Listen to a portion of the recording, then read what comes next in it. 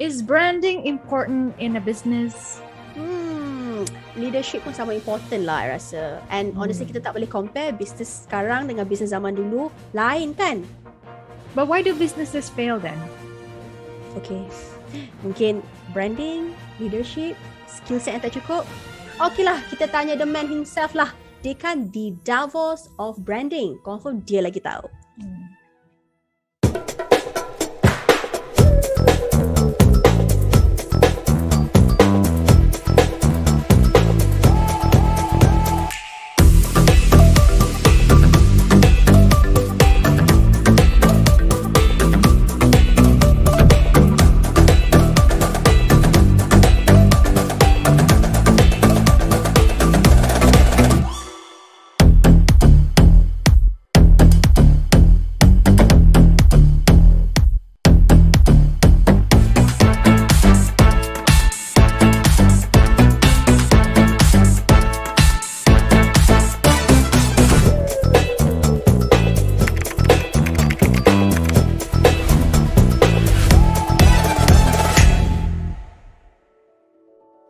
Tonight is all about branding and leadership. We have a special guest who will share his perspectives on branding, strategy, leadership, and maybe he can tell us a little, maybe more on what actually works. Please welcome the man who can do it all, Karthik Siva. Hello. Thank you for having me. I'm delighted to be on your Unity show. Thank you for coming on. Let's jump into it, huh? Karthik, let's start with entrepreneurship. Running a business today versus maybe 20, 30 years ago. What is different about today and what stays the same? Wow, this is a very profound and broad question. Let me keep it as brief as I can. Okay. 20 years ago, the world was profoundly, fundamentally different. Okay. Yep. Let me tell you how different it was. 20 years ago, you did not have Gmail. You did not have Twitter. You did not have Facebook.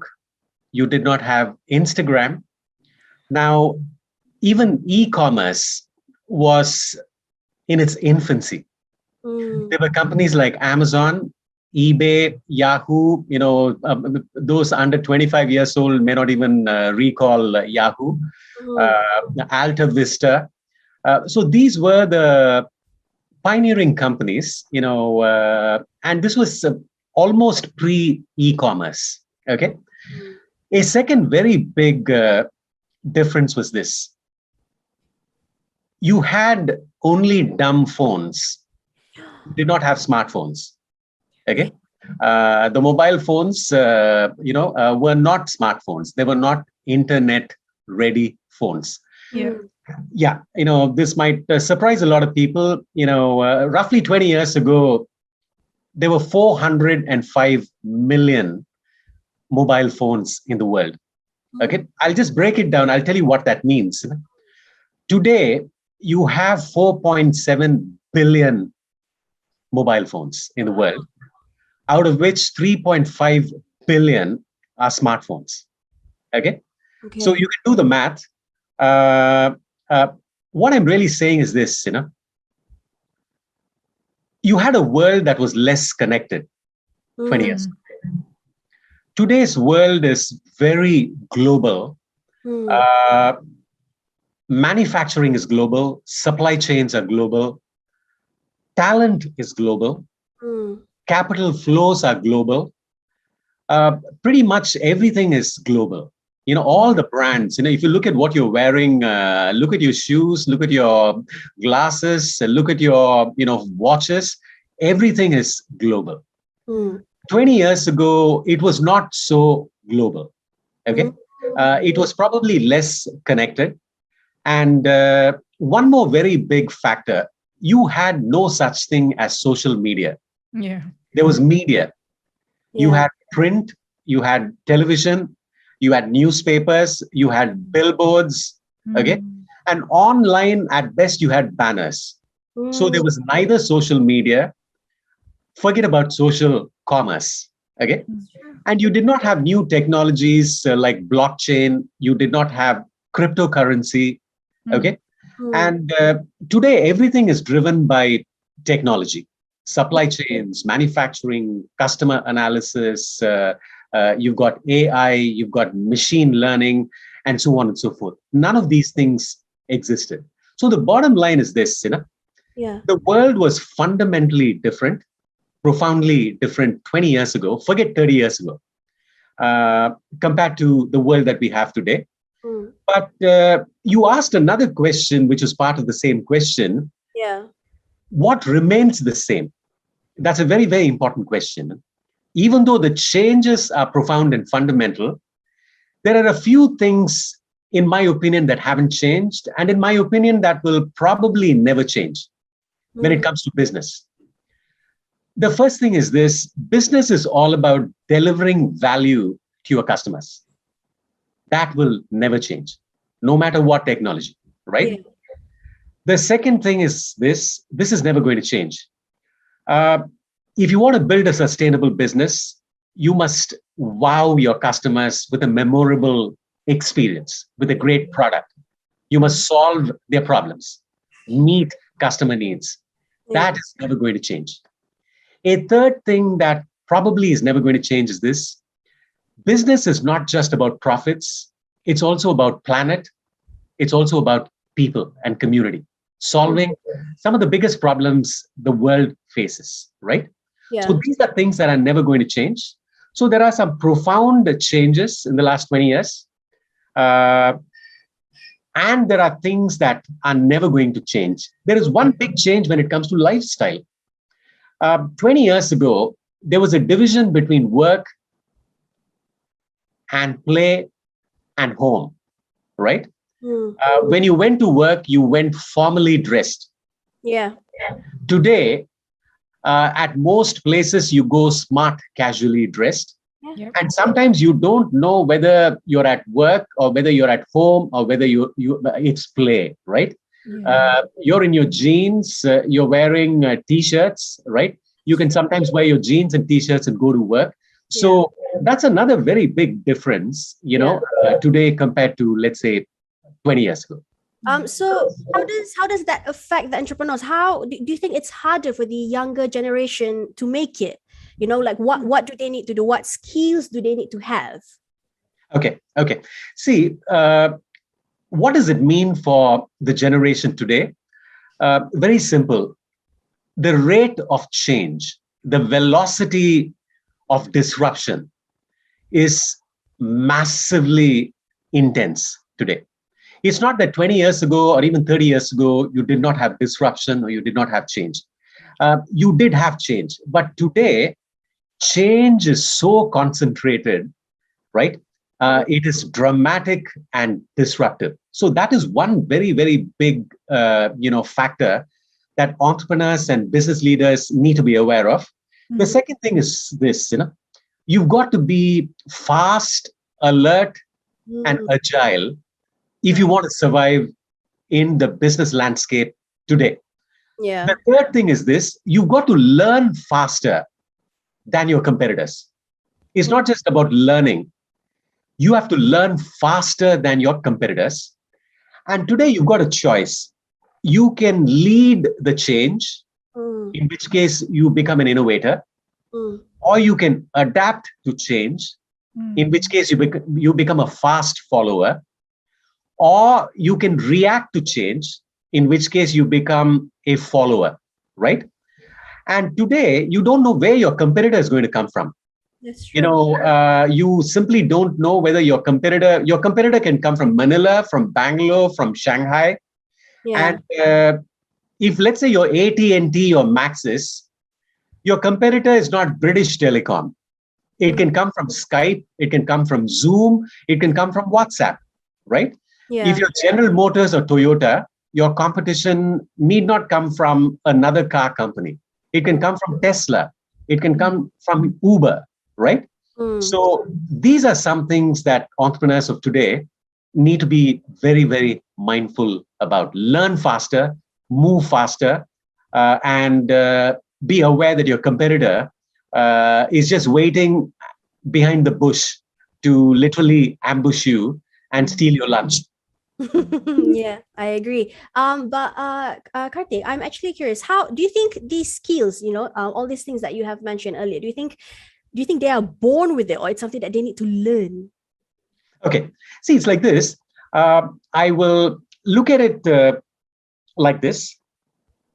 A skill can be learned. Okay. They Mm, always call it a balance between nurture and nature. yeah. Okay, what is nature is what you're born with. What is nurture is what you learn and pick up. Let me Yep. focus on the generation, let's say the millennials, the generation today. Um, they do face certain kinds of challenges. They have certain strengths. They are quite open. They are born digital, thinking Yeah. digitally, operating digitally. These are some strengths. But Mm, there are tremendous weaknesses as well. The one big weakness is this: it is resilience. yeah. Resilience means inner strength Right. Yeah. to fight, to combat, and to adapt. Right? Mm. Yeah. Uh, I'll say this generation, in that respect, is weaker because this generation grew up a little soft. They've kind of experienced the good life. So they Yeah. find it very difficult to deal with very profound and fundamental changes. So Mm, that's number one. The second thing is this: I'll say another big weakness would be EQ, emotional intelligence or emotional quotient. Hmm. What do I mean by that? This generation spends 12 to 15 hours a day looking at a screen. It's yeah. Mhm. mostly your smartphone screen. Okay. Uh, And And often, this generation believes that the world is in the smartphone, which mm, is not true. The world is outside your smartphone. This generation thinks that friendship is about the number of heart signs and likes that you get. Now, that is not what really friendship is all about. This yeah. Yeah. generation thinks the customer is in the phone. No, the customer is not in the phone. The customer is in the world outside the phone. And Mm, this generation thinks, everything is in the phone. In fact, love is not in the phone. Love is outside the phone. Life is not in the phone. It is outside the phone. Beauty is not in the phone, is outside the phone. So what has happened is this is a generation that's become a little weak when it comes to emotional intelligence, right? yeah. They even break up, sending an exclamation Over the mark phone. Yeah. over the phone, right? There is just three symbols that are exchanged, and you think it's a very emotional argument you've had either with your partner or your spouse or somebody close. Mhm. Mm, So emotional intelligence is definitely a serious weakness with this particular generation. yeah. And the other big weakness is what I would look at as attention span. Mm. Oh, yes. Correct. This generation cannot focus at great length. It doesn't have the stamina to focus. See, those days we could watch a 4-hour movie. A Yeah. commercial was 90 seconds, 45 seconds. Today, if it's Yeah. more than 10 seconds, people get No. jittery. Yeah. No. We get Yeah. so agitated. We get Correct. angry. Correct. And even a book, a 600-page book, forget about it. Yeah. Yes, true. Ideally, you need a page with 4 lines. Yeah, just give me a So summary of it.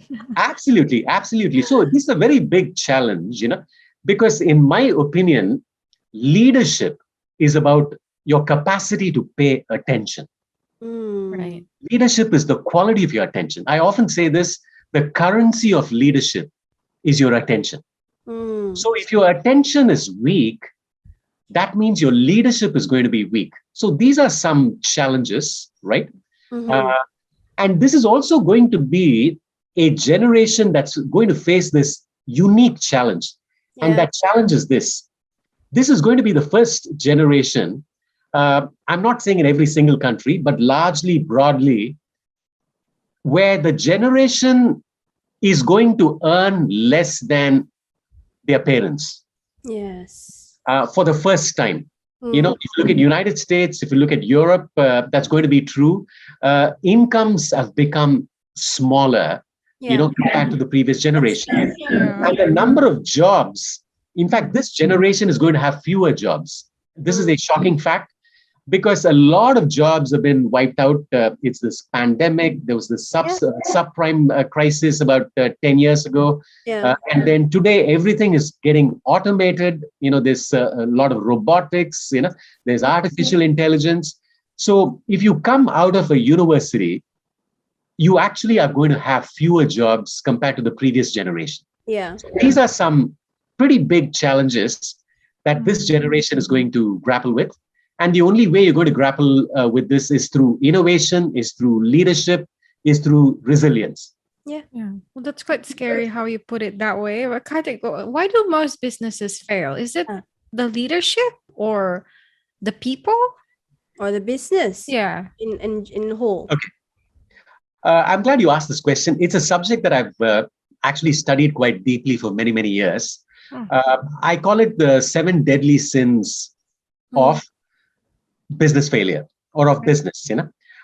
Yes, is it leadership? Leadership is definitely a factor. Is it strategy? Yes, strategy is a major factor. See, most people who create businesses, at least startups, they begin their journey without guidance, without mentorship, without the right skill sets, without the right mindset, right? And even without, they don't even know what they don't know. When a lot of people start their business. So let me quickly run through 7 reasons why businesses fail. The first reason is this: they begin their business with an untested idea. Right. Okay? The second reason is this: they begin with product development rather than customer development. Okay. Yeah. So they create this product, and suddenly customers do not want it or do not like it, and the product bombs, right? Yeah. The third reason is this: I call it the third deadly sin, and that is they begin without a business model. They start a business without having a business model. What is the business model? A business model is a system to create, capture, and deliver value. In other words, it's how you make money, right? You got a product, you got a technology. That doesn't mean you're going to make money or you're going to make it commercially viable. So this is the third reason why businesses fail. The fourth reason is this: they do not differentiate themselves. They do not brand themselves. There is too much of choice, right? So if you do not stand out, you're really not going to succeed. Now, to me, the fifth reason is this: when a business has a product, it tries to grow without getting better. In other words, it tries to get bigger without getting better. Okay. Imagine having a cafe and your coffee sucks, right? And your customers really do not like your coffee and your cakes and your sandwiches. Now, suddenly you want to open 10 branches, right? You see, it doesn't work that way. Exactly. Now, a lot of people do that, right? I was talking to this chicken rice chain, and I was telling him, look here, before you open 25 chicken rice stalls, why don't you first make your chicken rice tasty, right? So that is the fifth reason. The sixth reason is this: they do not build strong teams. You got to remember this. Business is a team sport, as you guys are aware, right? So in a business, like in a sport team, the team with the best, the sports team with the best team always wins, right? Why is Barcelona such a successful football team, Real Madrid or Manchester United? It's because they've got a great team, right? And business is a team sport. And the final reason is this: they do not adapt or learn fast enough. Enough to learn their competitors. Exactly. So 7 deadly sins. These are the 7 deadly sins. Why businesses do not take off and why they fail. Okay. I'm very curious also, Karthik. Okay, now you've mentioned all these 7 deadly sins that that contributed to why businesses fail, right? And since you've also advised, thousands of CEOs, entrepreneurs, do you think entrepreneurs that have safety nets tend to have higher success rate? Okay. Safety net, is not necessarily going to make you successful, right? Right. It might give you the illusion that you might be successful, but ultimately what is going to make you successful is if you are very alert and you keep a tab on how the market is changing, how your customers are changing, how technology is changing, how culture is changing, how regulation is changing, and so on and so forth. So you've got to keep a very, very sharp tab on the market changes, right? Right. The second thing is this: you need to be very, very careful in terms of not just having one plan. In other words, a plan A. You need to have a plan B and ideally a plan C as well, right? Yeah. So ultimately, you've got to be prepared to change. You got to be ready to change. Just having a safety net is not going to guarantee change. But when the whole team is prepared and conditioned to change, then this particular business is able to adapt, become agile, and move with changes in the marketplace. Because I think I always assume, when it comes to businesses, that you need to have a lot of money to survive, to sustain the market, to fight with your competitors. So I always feel like, I think, like these brands, these entrepreneurs who have, like you said, like safety nets, with a lot of money, a lot of cash in hand, that means that they're ready in that sense where if anything happens, they can just stand up and just, move on because they don't, financially, they're okay. Yeah. And also why some people don't want scared to execute, new businesses is because of that too. Like they think because of money. I need money. I don't have enough. Maybe I have enough for maybe 6 months. Yeah. So what about after 6 months? Yeah. I'm glad you brought this up. See, a lot of businesses believe capital, you use the word money. Let me use the word capital. Capital is the primary reason why they fail or they are unable to succeed. Actually, it's not about capital. It is about capability. In my opinion, capability always trumps capital. In fact, a small team that is tremendously capable can attract capital from anywhere in the world. In fact, capital looks for capability globally, right? So just having capital is not going to guarantee success. I can give you so many examples of businesses that had so much of money and capital, but still ended up failing. Take Nokia. Nokia was, it had a market share in excess of 40%. Okay. Even 10, 12 years ago. Today, Nokia is history. Take Kodak, the world's number one brand when it came to films, right? It came to cameras. Where is Kodak today? In 2011, they applied for Chapter 11, right? In other words, bankruptcy. It was a iconic brand. Nobody in the world, in my opinion, is not aware of Kodak. You see, where is Kodak today? It does not exist. Look at Yahoo. It was so powerful in the 90s until 2005, 2010. Today, nobody talks about Yahoo, right? So basically what I'm saying is this, IBM was very, very powerful. It was powerful for, decades, right? I'm not saying they've shut down. They are still very much around, but they're not that powerful today. So basically, it is not about capital. It is about capability. And I'm glad you used the word leadership. It's about capability and leadership. Right? Thank you. Wow, that is very good. Thank you so much, Karthik, for the explanation. That really changed my perception on actually it doesn't mean you want, if you have money, your business can sustain.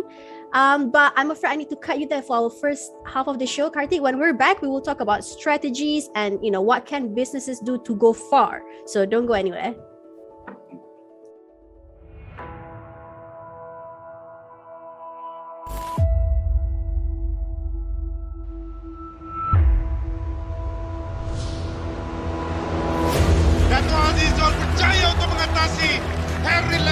Untuk kedudukan pingat perak kepada kontingen negara. Tokyo 2020, Farah and Hadi, wakil Malaysia, Gimnas Malaysia. Baik daripada Pandalela yang dinantikan oleh pensiun dan juga Goling. Baik, smash yang dilakukan oleh Lee Xinjia. Dan itu dia! Itu dia! Peringkat set untuk Malaysia! 31 Ogos 1957. Padang Klub Selangor berhadapan bangunan Sultan Abdul Samad, bendera Union Jack diturunkan dan bendera Persekutuan Tanah Melayu dikibarkan. Bapak kemerdekaan itu memekikkan 7 kali merdeka. Merdeka! Merdeka! Merdeka! Merdeka! Merdeka! Merdeka! Merdeka!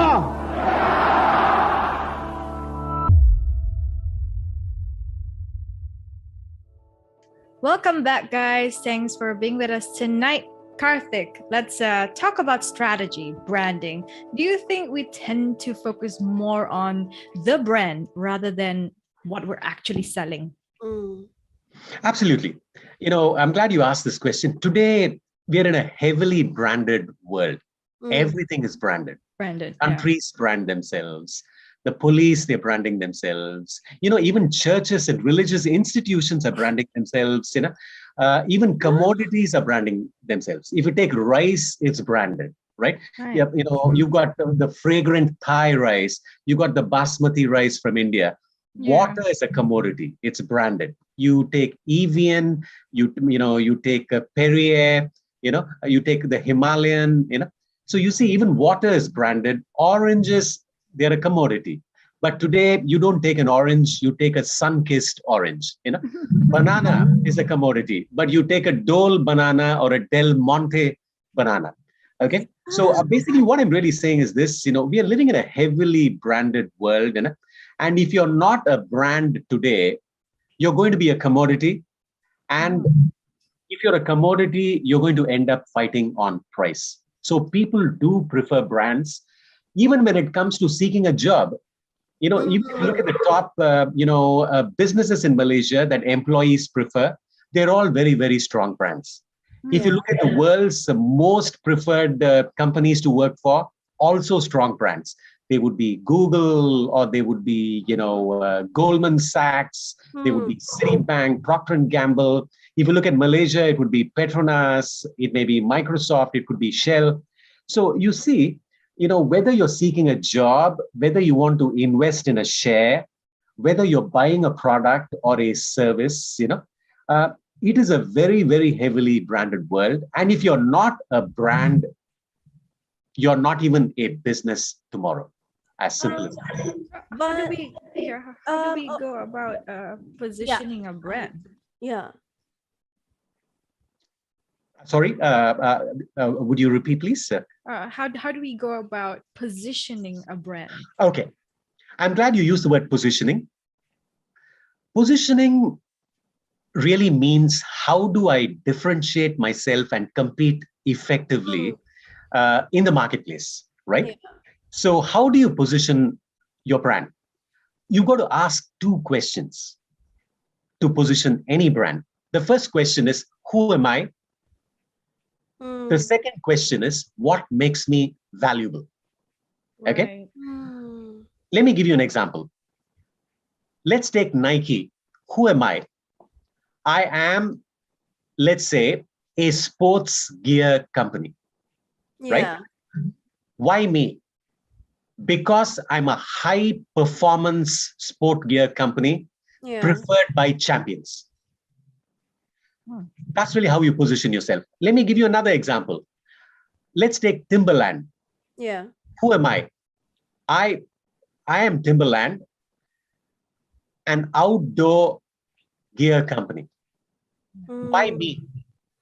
Because people who love adventure, people who love exploration, people who love outdoors prefer Timberland. Yeah. Let's take Uniqlo. Who am I? I'm a clothing company. Why me? I am an everyday lifewear company, clothing company. So anybody, anywhere, anytime can wear a Uniqlo. So you see, you position yourself by asking these two questions: who am I and why me? And the purpose of positioning is to differentiate yourself, to stand out, and to give a very, very strong reason why your customers must prefer you instead of your competitors. That is the ultimate purpose of positioning. Okay. Remember what you said earlier, Karthik, about selling chicken rice. So when we talk about branding,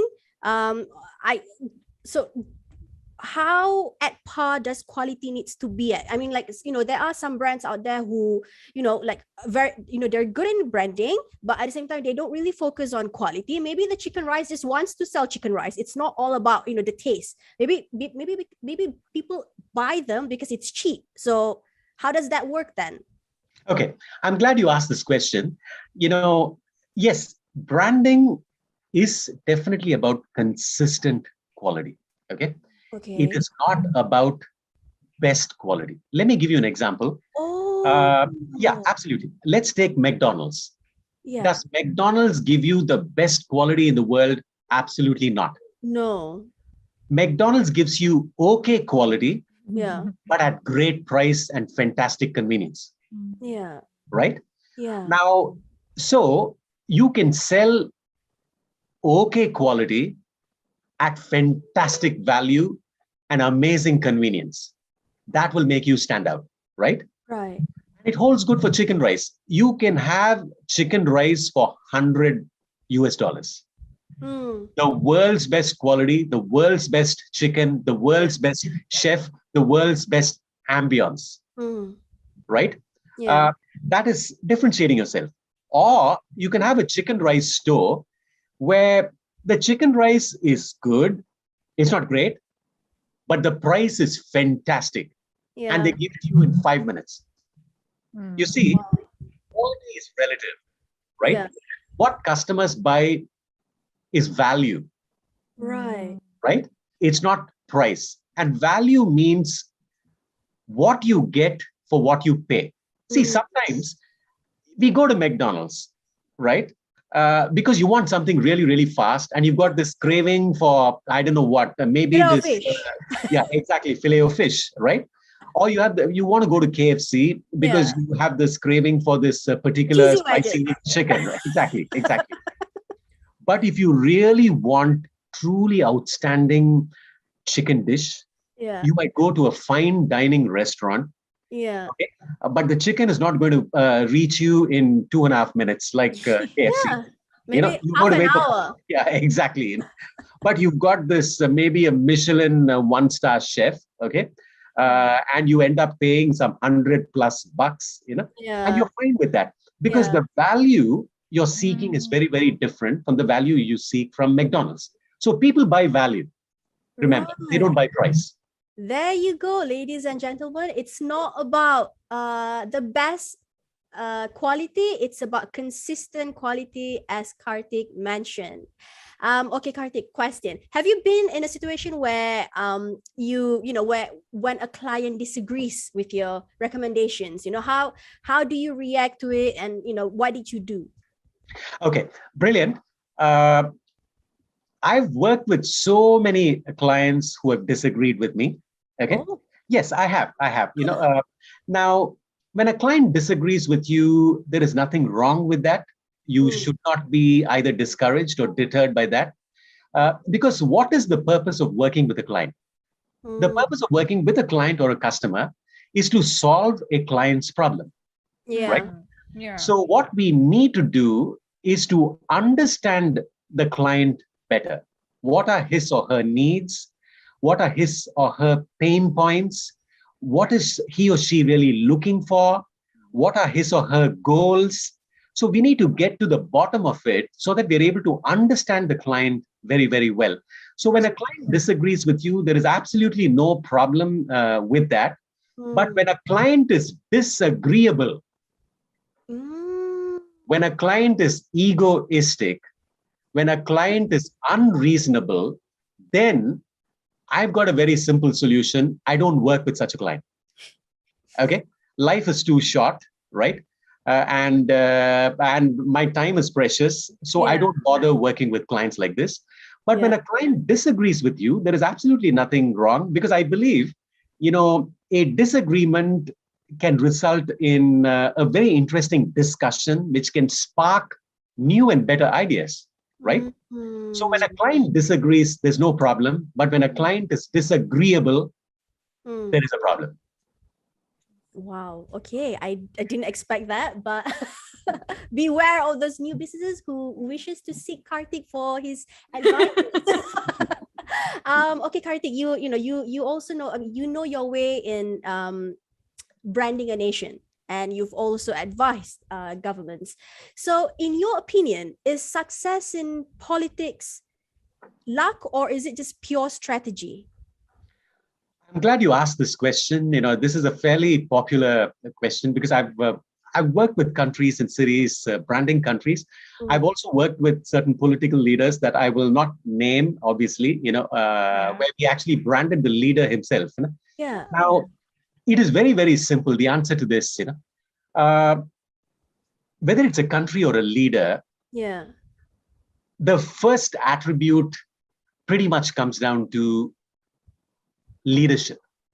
See, a country is successful only when the country has a very clear, compelling leadership. When I say leadership, there's a very clear direction, right? Yeah. The second attribute is strategy. You need to have a clear strategy. I always say this, leadership without strategy has no direction. Strategy without leadership has no passion. Okay. Yeah. The third attribute is alignment. What do you mean by alignment? Alignment is the capacity to bring all the stakeholders together and align with the direction that has been set forth. Right. And the fourth attribute, this is very, very important, it is execution. Having a direction is not enough. You've got to make it happen. You've got to execute it relentlessly. Let me give you some very quick examples, because you've asked a very important question. Let me look at countries that I believe are doing a very good job. Okay. Let me give you 3 examples. Yeah. Let's say Dubai. Yeah. Now, Sheikh Maktoum is a very good leader. Now, they have a very clear strategy. Yeah. And the whole country is aligned behind this direction, and they relentlessly execute this direction. I'll say the same thing about Singapore as well. Singapore, one of its biggest strengths, I've had the privilege of working with Singapore for many, many years, including advising the government. What really works for Singapore is their leadership, their clear strategy, alignment, and things like that. And I'll give you a third example, which you may not know about, but this is my favorite example. Now, there's a country called Rwanda in Africa, okay? And in the 1990s, it was wrecked and torn apart by a civil war and a big genocide. Yeah. A few million people died in this genocide. And this was probably the poorest country, the most dangerous country in the whole of Africa. And then there was this leader who became the leader of this country. His name was Paul Kagame. He unified this country. He improved the governance. He brought in tremendous leadership. He created a very powerful strategy and focus. It became a very business-friendly city. It is a country with probably the lowest crime rate in Africa. It is a country with tremendous peace. If you land in Kigali, which is the capital of Rwanda, it almost feels like a Western country. Wow. In fact, in terms of business friendliness, I would rate it higher than many of the Southeast Asian countries, including Malaysia, including a country like even New Zealand, for instance. And he removed corruption. It is probably the least corrupt country, maybe in the whole of Africa. And it is so low in corruption that it can compete with the best of the Southeast Asian countries. You see, all this was possible because of leadership, because of strategy, because of alignment, right? And relentless execution. So is this the same for businesses as well? Absolutely. When it comes to business, it pretty much comes to the same dynamics. If I give you two opposite examples, if you take WeWork, it was the world's largest co-working space, but it was run by this leader called Adam Newman. He was a bit of a fraud. This company had a valuation of 47 billion. He got his wife involved in the company, his brother-in-law involved in the company. He was selling properties, which he owned to his own company. And SoftBank ultimately pulled the plug from this company and its valuation crashed. To give you a great example, which is the opposite of, let's say, WeWork, it is Netflix. Great leadership from Reed Hastings, great strategy. They disrupted, the movie streaming space. Now they've gotten into original production when it comes to movies, when it comes to sitcoms, and so on and so forth. Today, everybody is a fan of Netflix. You see two opposite examples. When you have leadership, when you have strategy, when you have alignment and ruthless execution, you're on the road to success. So how do you ensure authenticity while creating personality branding, especially among leaders of figures, public figures? How do you ensure that? Very tough question. It's very simple for me to explain it, but it's not simple to make it actually happen. I always say it is simple, but not easy. Actually, there are 4 steps here.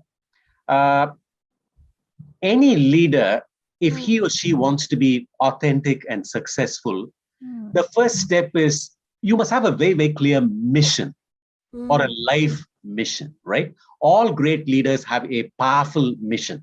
And that's true with great businesses as well. The second step is this. This mission needs to be communicated to everybody, right? Now, yes, you got to communicate this to every stakeholder, to your customers, to the public, to media. Everyone. Absolutely, absolutely. The third step is this.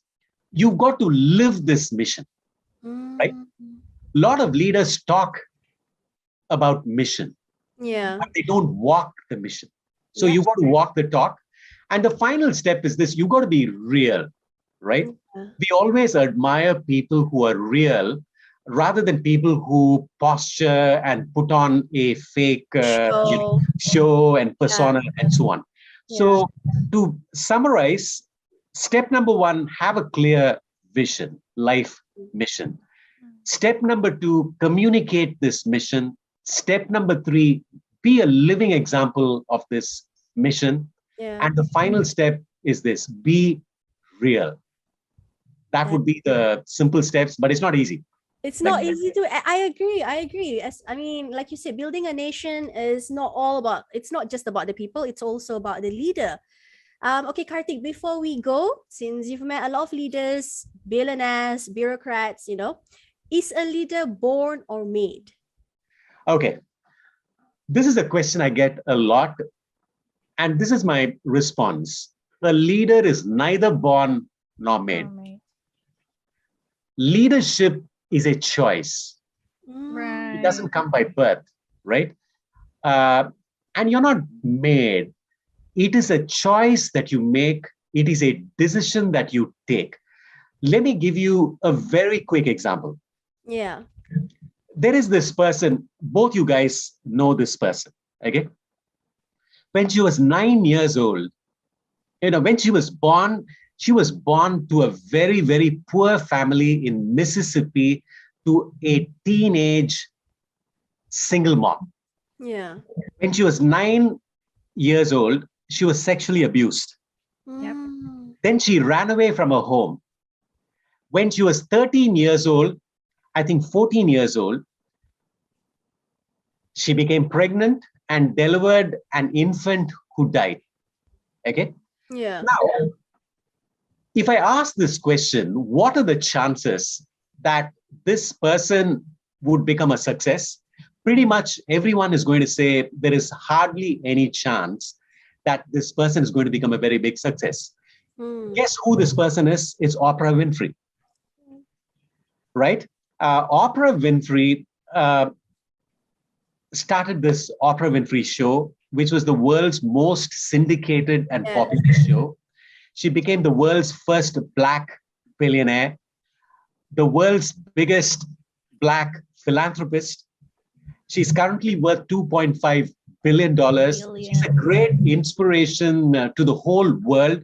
Yeah. So a true leader is able to break through limitations, is able to pursue noble goals, is able to empower everybody to become the best versions of themselves, right? And you can't make another person the best version of himself or herself unless you become the best version of yourself, right? Yeah. And she's a living example of that. That's why leadership pretty much comes down to this. You're not born a leader, you're not made a leader, but you become a leader because you make a choice to be a leader. Wow. So it all falls within an individual. Yeah. Karthik, thank you so much for coming on. That was a very insightful discussion. Yeah, we learned a lot. We learned, A not just lot. about businesses, entrepreneurs. We also learned that a leader is neither born or made, because leadership is a choice. Yeah. Also, guys, before we go, we will be releasing a short series by Karthik himself on our mobile app that will be launched next week. So you can access these short videos like transforming your brand from good to great, what is needed for startups to succeed, and many, many more by downloading our Unity mobile app. Yeah. Thank you again for tuning in. We shall see you guys on our mobile app next week. Thank you, Karthik. Thank you. And it was a delight talking to you guys. Thank you for your thought-provoking questions. I know, especially on leadership, now that we have a new prime minister. Absolutely. It was a great joy to be on your show. Thank you. Thank you Thank so you, Karthik. much. Thank you. I don't know about you guys, but that segment tadi was short tapi semua cukup. Cukup rasa lah orang Melayu panggil. Yes, I agree. It's the things we hear all the time, but Karthik just simplify it. And I really hope young entrepreneurs out there did learn a thing or two. Or kalau tidak pun semua lah. Semua. Betul. Okay, sedikit summary. Segmen malam ini kita bawakan Karthik Siva, a world-renowned strategist, advisor to governments, nation branding expert dan banyak lagi lah sebenarnya. Kami bawakan Karthik untuk berbincang tentang apa itu branding, kepentingan branding, and what is needed to build a successful business. Kita juga ada sentuh tentang leadership dan bagaimana seorang leader di sebuah negara memastikan authenticity in their leadership. Most importantly, a leader is neither born or made, it is a choice.